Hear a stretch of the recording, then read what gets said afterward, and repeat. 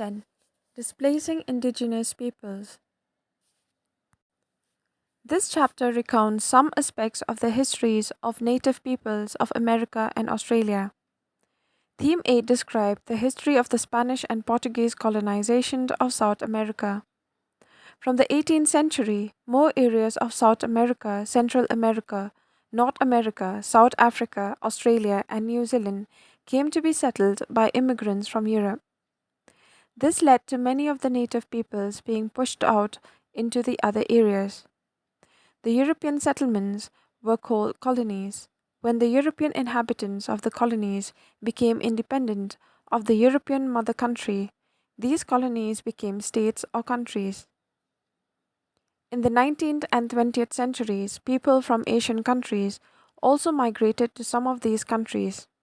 Today, these Europeans and Asians form the majority in these countries, and the number of the native inhabitants are very small.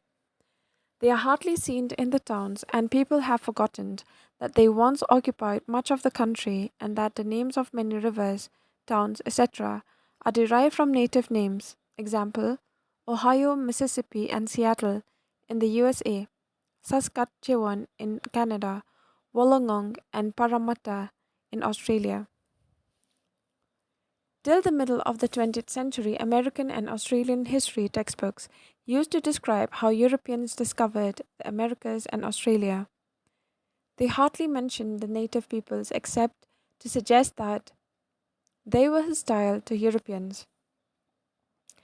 These peoples were, however, studied by anthropologists in America from 1840s much later.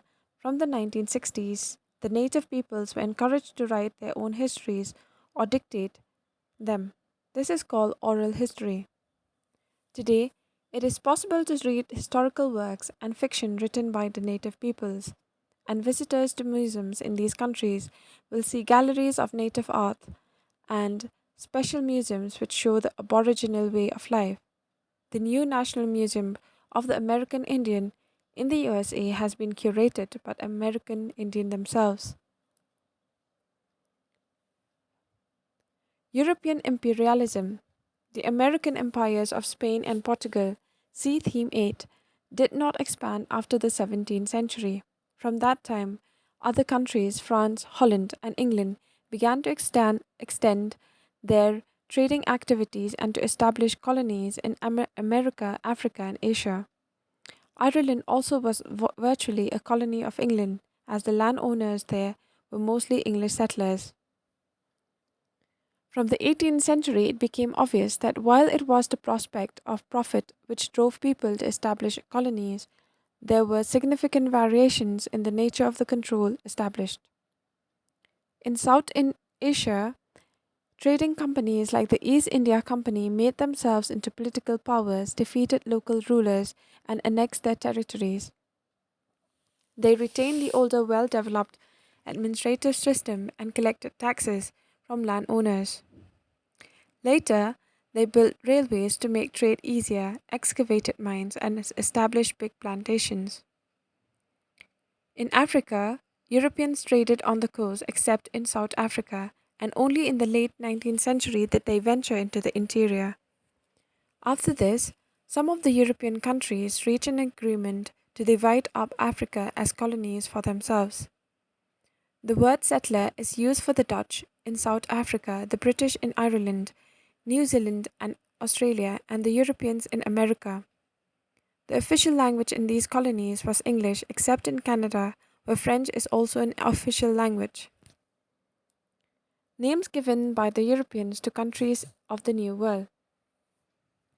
America, first used after the publication of the Travels of Amerigo Vespucci, 1451 to 1512. Canada, from Kanata, village in the language of the Huron Iroquois as heard by the explorer Jacques Cartier in 1535.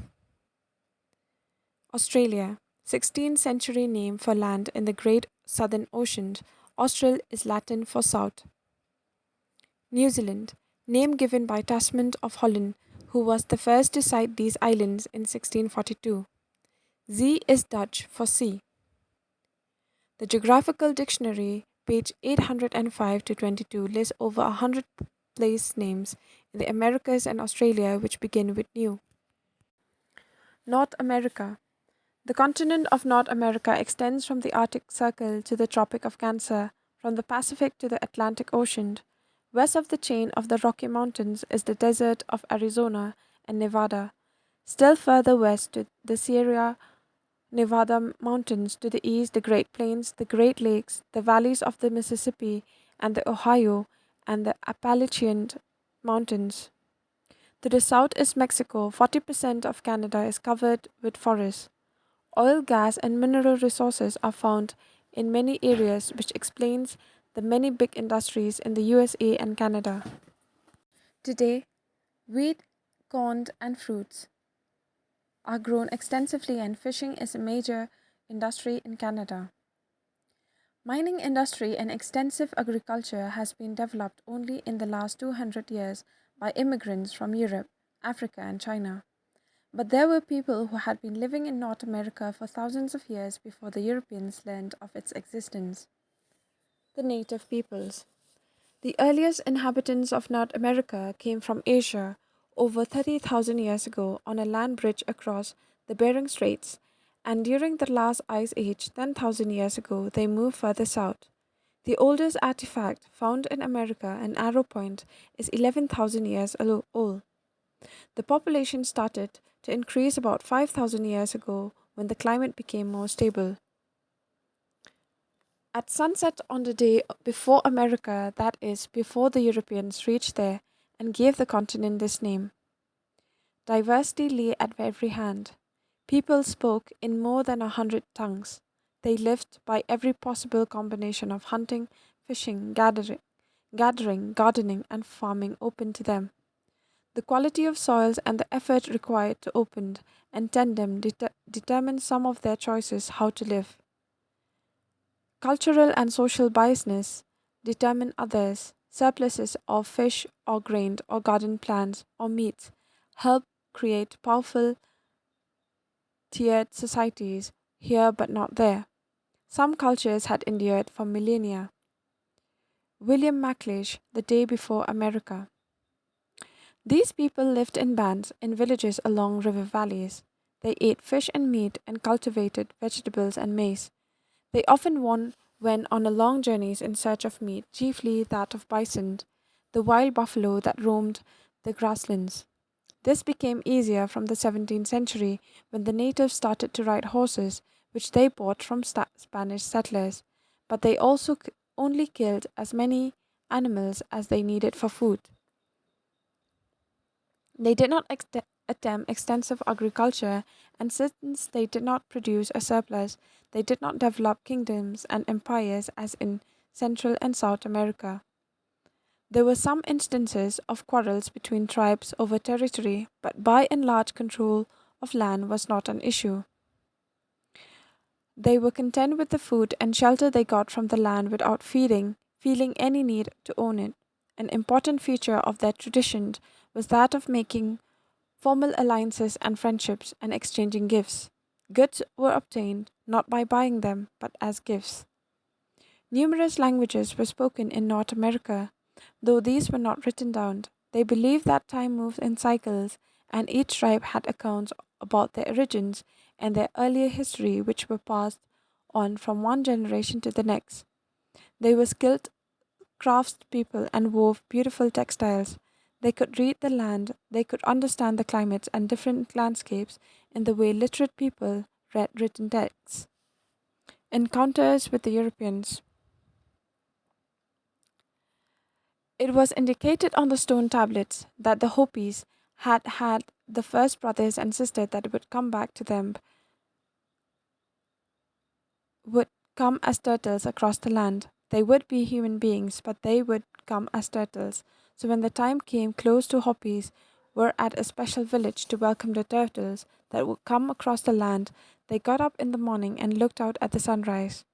They looked out across the desert and they saw the Spanish conquistadores coming, covered with armor like turtles across the land. So this was them. So they went out to the Spanish band and they extended their hand, hoping for the handshake, but into the hand the Spanish man dropped a trinket.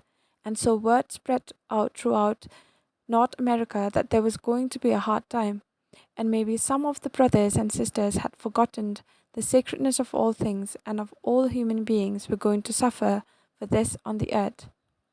From a talk by Lee Brown, 1986. In the 17th century, the European traders who reached the north coast of North America after the difficult 2 month voyage were relieved to find the native peoples friendly and welcoming.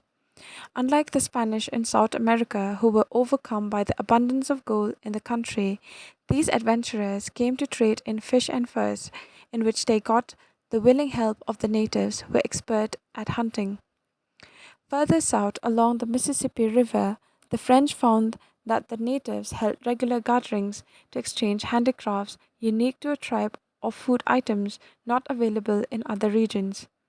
In exchange for local products, the Europeans gave the natives blankets, iron vessels which they used sometimes in place of their clay plots, guns, which was a useful supplement for bows and arrows to kill animals, and alcohol. This last item was something natives had not known earlier, and they became addicted to it, which suited the Europeans because it enabled them to dictate terms of trade. The Europeans acquired from the natives an addiction to tobacco.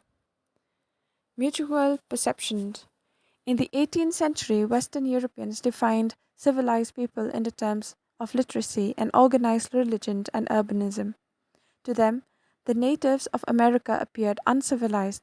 To some, like the French philosopher Jean Jacques Rousseau, such people were to be admired as they were untouched by the corruptions of civilizations. A popular term was the noble savage. Some lines in a poem by the English poet William Wordsworth indicate another perspective. Neither he nor Rousseau had met a Native American, but Wordsworth described them as living amid wilds where fancy had small liberty to grace, the affections to exalt them or refined, meaning that the people living close to nature had only limited powers of imagination and emotion.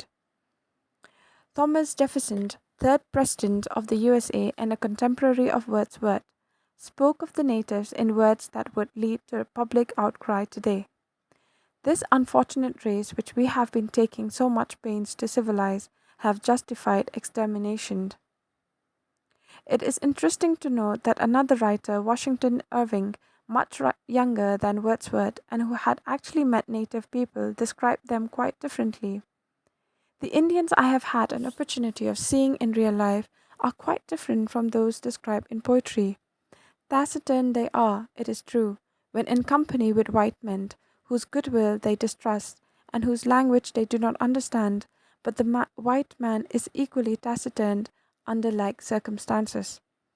When the Indians are among themselves, they are great mimics and entertain themselves excessively at the expense of the whites, who have supposed them impressed with profound respect for their grandeur and dignity. The white men, as I have witnessed, are prone to treat the poor Indian as little better than animals.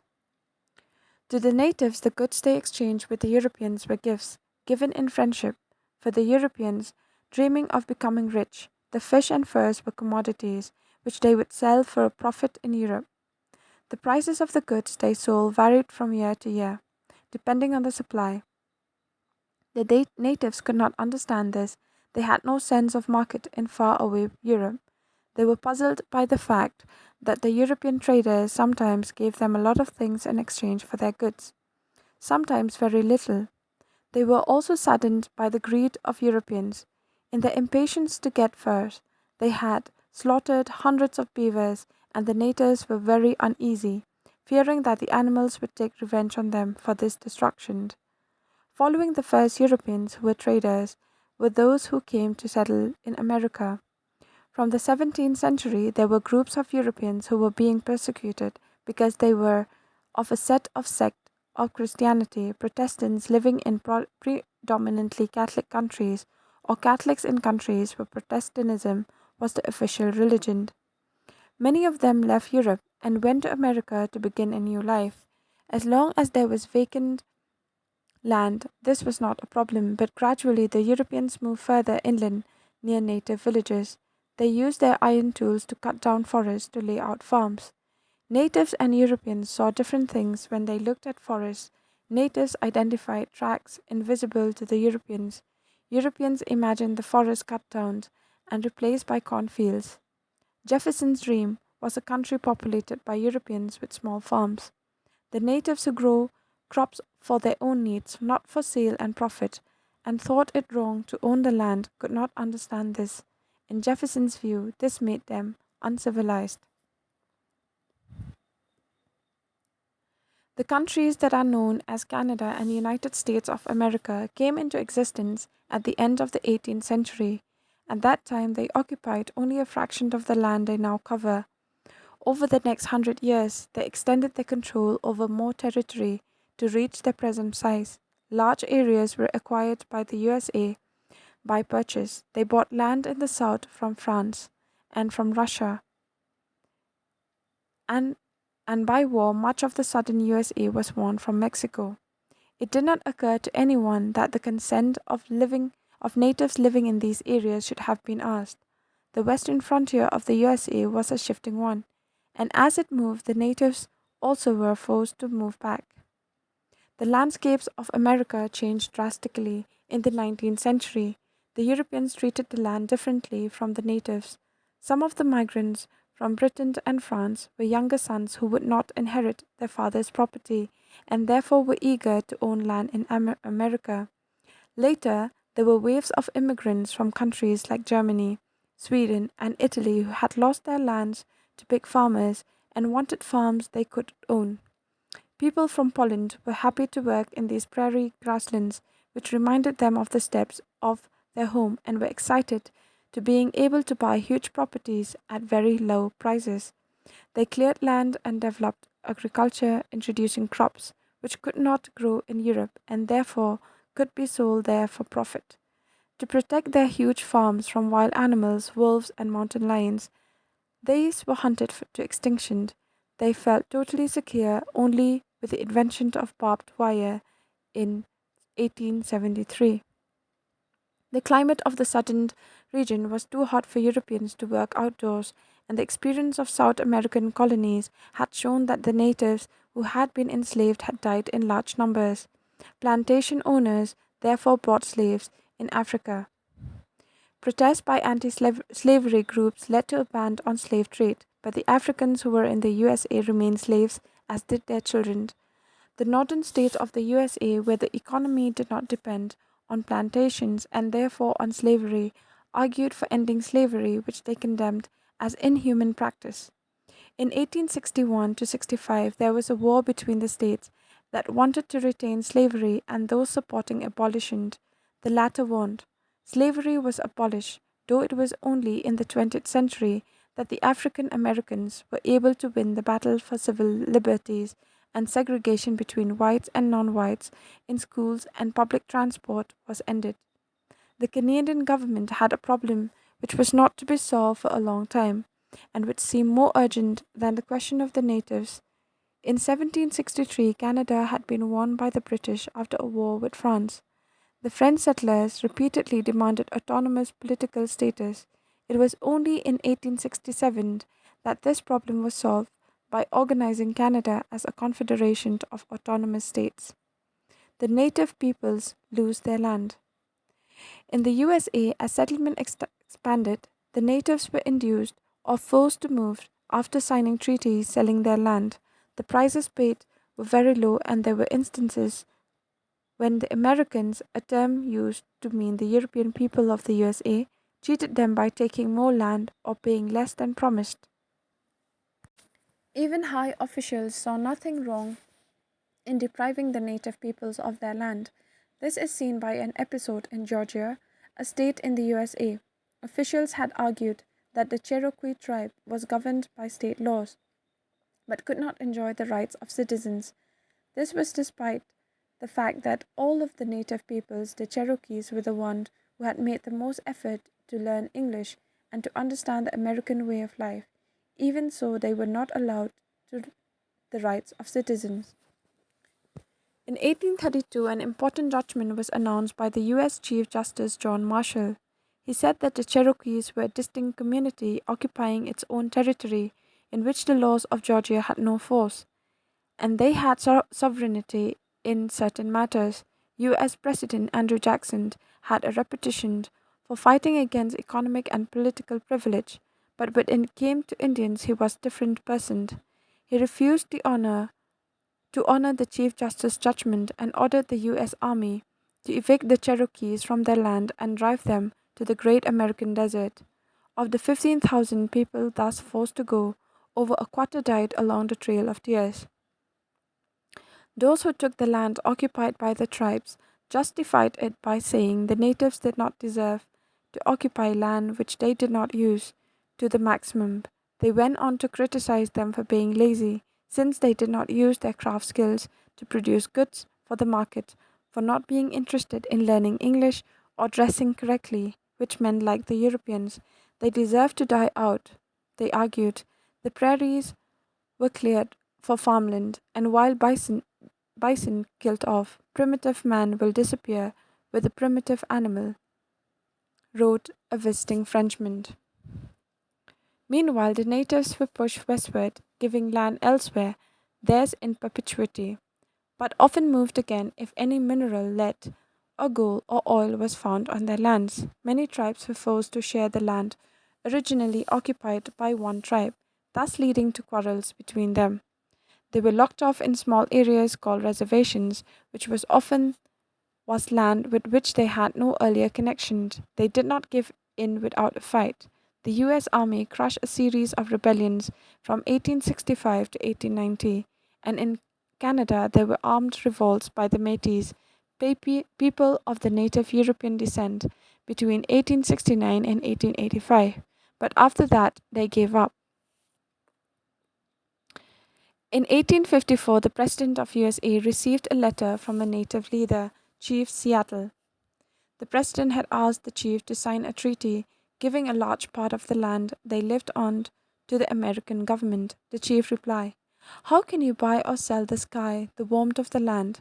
The idea is strange to us. If you do not own the freshness of the air and the sparkle of the water, how can one buy them? Every part of the earth is sacred to my people. Every shining pine needle, every sandy shore, every mist in the dark woods, every clearing and every humming insect is holy in the memory and experience of my people. The sap which courses through the trees carries the memories of the red man. So when the great chief in Washington sends word that he wishes to buy our land, he asks much of us. The great chief sends word that he will reserve us a place so that we can live comfortably. He will be our father and we will be his children. So we will consider your offer to buy our land. But it will not be easy, for this land is sacred to us. The shining water that moves in the streams and rivers is not just water, but the blood of our ancestors. If we sell you land, you must remember that it is sacred, and you must teach your children that it is sacred, and that each ghastly reflection in the clear water of the lake tells of events and memories in the life of my people. The water's murmur is the voice of my father's father."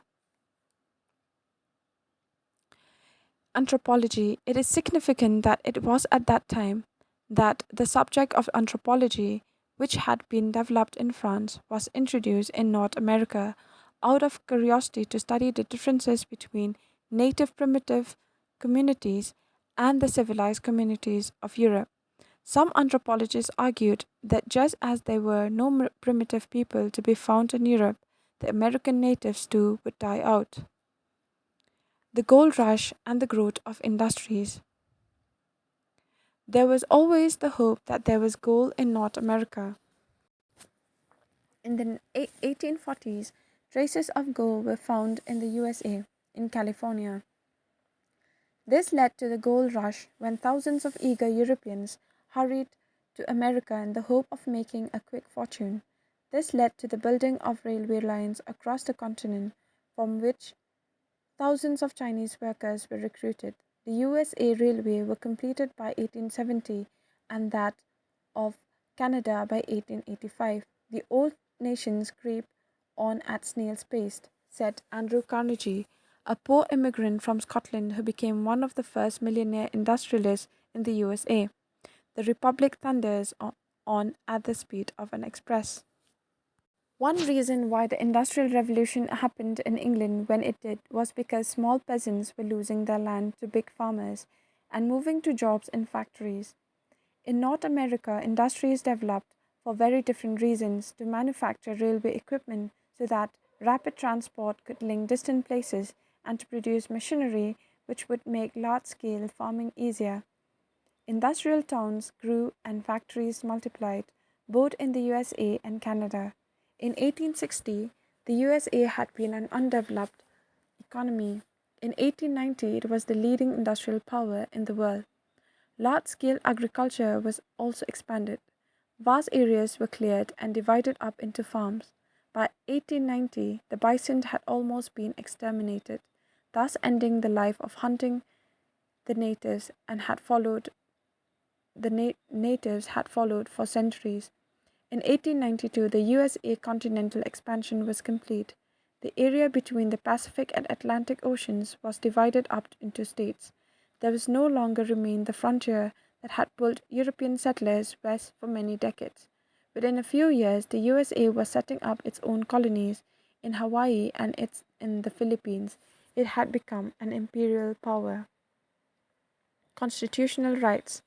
The democratic spirit, which had been the rallying cry of the settlers in their fight for independence in the 1770s, came to define the identity of the USA against the monarchies and aristocracies of the Old World. Also important to them was that the Constitution included the individual's right to property, which the state could not override. But both democratic rights, the right to vote for representatives to Congress and for the president, and the right to property were only for white men. Daniel Paul, a Canadian native, pointed out in 2000 that Thomas Paine, the champion of democracy at that time of the War for American independence and French Revolution, used the Indians as models of how societies might be organized. He used this to argue that the Native Americans, by their example, sowed the seeds for the long drawn out movement towards democracy by the people of Europe. The winds of change. Not till the 1920s did things begin to improve for the native peoples of the USA and Canada. The problem of Indian administration, a survey directed by social scientist Lewis Merriam and published in 1928, only a few years before the USA was swept by a major economic depression that affected all its peoples, painted a grim picture of the terribly poor health and education facilities for natives in reservations. White Americans felt sympathy for the natives who were being discouraged from the full exercise of their cultures and simultaneously denied the benefits of citizenship. This led to a landmark law in the USA, the Indian Reorganization Act of 1934, which gave natives in reservation the rights to buy land and take loans. In the 1950s and 1960s, the US and Canadian governments thought of ending all special provisions for the natives in the hope that they would join the mainstream, that is, adopt European culture.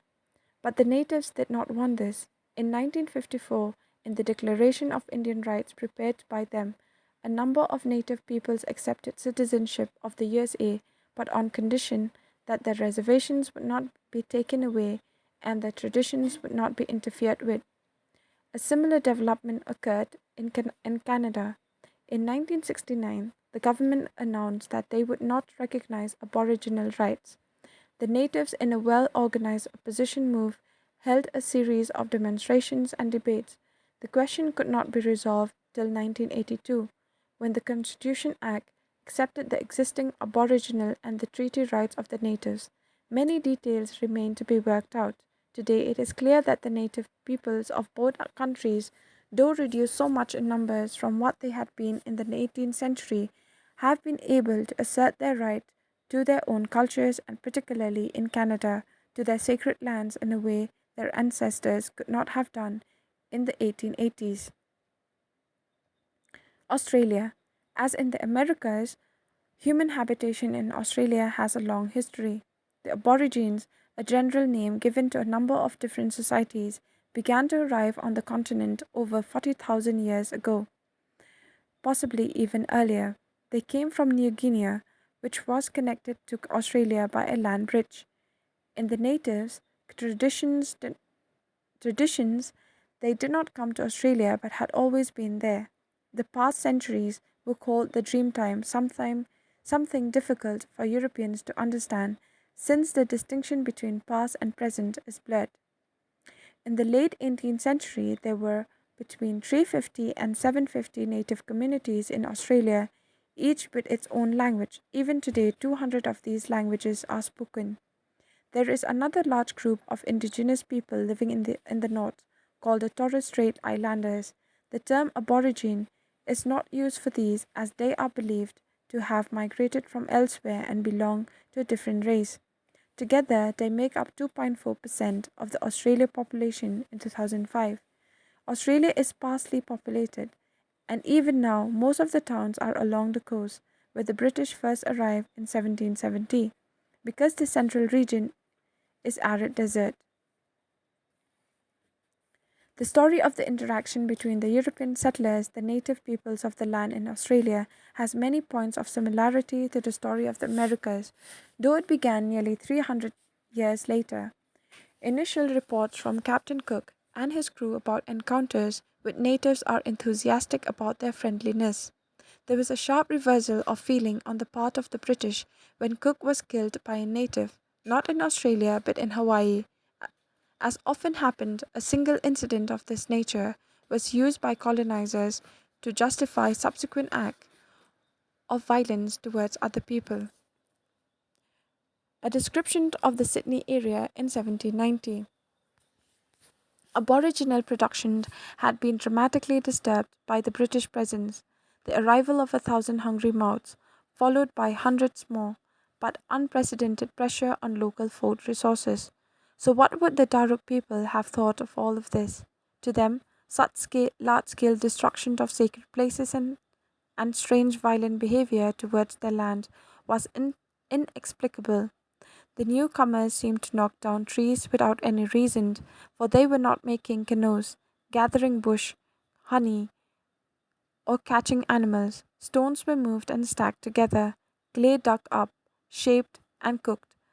Holes were made in the ground, large unwieldy structures built. At first, they may have equated the clearing with the creation of a sacred ceremonial ground. Perhaps they thought a huge ritual gathering was to be held, dangerous business from which they should steer well clear. There is no doubt the Daruk subsequently avoided the settlement, for the only way to bring them back was by an official kidnapping. They did not foresee that in the 19th and 20th centuries, nearly 90% of them would die by exposure to germs, by the loss of their lands and resources, and in battles against the settlers. The experiment of settling Brazil with Portuguese convicts had been abandoned, and when their violent behavior provoked angry reprisals from the natives, the British had adopted the same practice on the American colonies until they became independent. Then they continued it in Australia. Most of the early settlers were convicts who had been deported from England and when their jail term ended were allowed to live as free people in Australia on condition that they did not return to Britain, with no recourse but to make a life of themselves in this land, so different from their own. They felt no hesitation about ejecting natives from land they took over for cultivation. The economic development of Australia under European settlement was not as varied as in America. Vast sheep farms and mining stations were established over a long period with much labor, followed by vineyards and wheat farming. These came to form the basis of country's prosperity. When the states was united and it was decided that a new capital would be built for Australia in 1911, one name suggested for it was Wool Wheat Goal. Ultimately, it was called Canberra. Canberra, a native word meaning meeting place. Some natives were employed in farms under conditions of work so harsh that it was little different from slavery. Later, Chinese immigrants provided cheap labor, as in California, but unease about being dependent on non whites led to the governments in both countries to ban Chinese immigrants. Till 1974, such was the popular fear that dark people from the South Asia or Southeast Asia might migrate to Australia in large numbers, that there was a government policy to keep non white people out. Winds of Change. In 1968, people were electrified by a lecture by anthropologist W.E.H. Stanner entitled The Great Australian Silence. The silence of historians about the Aborigines. From the 1970s, as was happening in North America, was an eagerness to understand natives not as anthropological curiosities but as communities with distinct cultures, unique ways of understanding nature and climate, with a sense of community which had vast bodies of stories, textile and painting and carving skills, which should be understood and recorded and respected. Underlying it all was the urgent question which Henry Reynolds later articulated in a powerful book, Why Weren't We Told? This condemned the practice of writing Australian history as though it had begun with Captain Cook's discovery. Since then, university departments have been instituted to study native cultures, galleries of native art have been added to art galleries, museums have been enlarged to incorporate dioramas and imaginatively designed rooms explaining native culture, and natives have begun writing their own life histories. This has been a wonderful effort. It has also occurred at a critical time because if native cultures had remained ignored by this time, much of such cultures would have been forgotten. From 1974, multiculturalism has been official policy in Australia, which gave equal respect to native cultures and to the different cultures of the immigrants from Europe and Asia. Kathy, my sister with a torn heart, I don't know how to thank you for your Dreamtime stories of joy and grief written on paper bark. You were one of the dark children I wasn't allowed to play with. Riverbank campus, the wrong color. I couldn't turn you white. So it was late I met you, late I began to know. They hadn't told me the lands I love was taken out of your hands. Two Dreamtimes, written by Odigru Noon Nuka. Judith Wright, 1915 to 2000, an Australian writer, was a champion for the rights of Australian Aborigines. She wrote many moving poems about the loss created by keeping the white people and the natives apart. From the 1970s, as the term human rights began to be heard at the meetings of the UNO and other international agencies, the Australian public realized with dismay that, in contrast to the USA, Canada, and New Zealand, Australia has no treaties with the natives formalizing the takeover of land by Europeans. The government had always termed the land of Australia terra nullius, that is, belonging to nobody.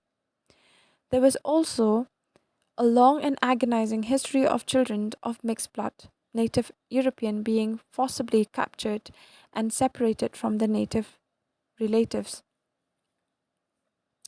Agitation around these questions led to inquiries and to two important decisions. One, to recognize that the natives had strong historic bonds with the land which was sacred to them and which should be respected. Two, that while past acts could not be undone, there should be a public apology for the injustice done to children in an attempt to keep white and colored people apart.